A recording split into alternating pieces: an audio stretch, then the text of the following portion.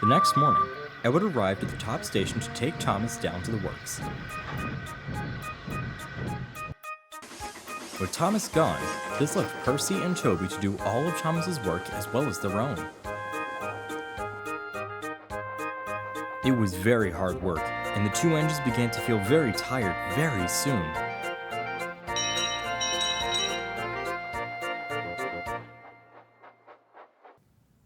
One day, Percy arrived a few minutes late to the junction with Annie, Clarabelle, and some mail bags. James was very cross. "You're late, little Percy, and that means I'm late. A splendid red engine like me can't be late, you know." Poor Percy was panting for breath. "I'm sorry, James," he huffed. "Without Thomas, Toby and I have been working our wheels off." "Huh," spat James. "You just aren't up to the task. If I were in your place, I would easily cope with the work." And before Percy could say anything else, James huffed away in a cloud of steam. "I'd like to see you do it," Percy mumbled to himself. The next morning, Percy, Toby, and Mavis decided to talk with the Vat Controller about getting another engine to help on the branch line. "When should we speak with him?" asked Toby. "Probably tonight," suggested Mavis, "after we finish all this work." "Who should arrange this with him?" "I say Percy should do it." "Me?" peeped Percy. "I don't want to be a dissertation." "A deputation," corrected Toby, "and you've been one once before. Go on now." Percy was in disbelief, but set off to do his work and tell the Vat Controller about the meeting. That night, the Vat Controller came to speak to the engines. "Now, Percy told me to come here to talk about the workload." "Yes, sir.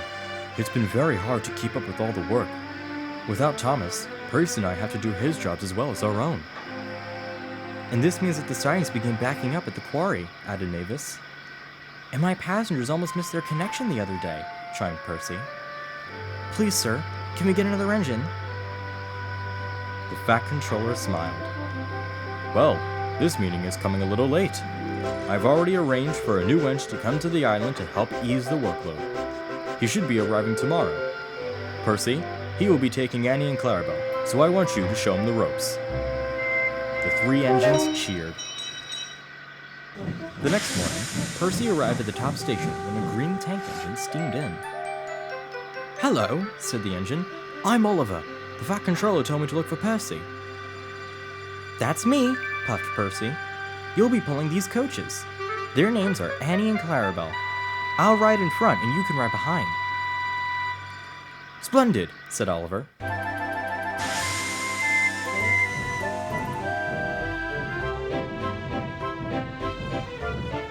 Percy showed Oliver everything he needed to know.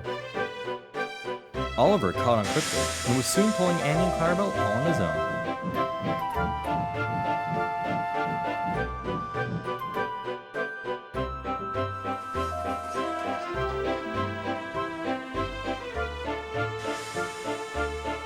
The passengers enjoyed Oliver, but when Thomas came home a few days later, everyone cheered as he steamed into the station. "Thank you for looking after my passengers," thanked Thomas. "You're very welcome. Your line is lovely, and it was an honor to fill in for you while you were gone." The two engines became fast friends. This isn't the end of Oliver's story, but that will have to wait for another day.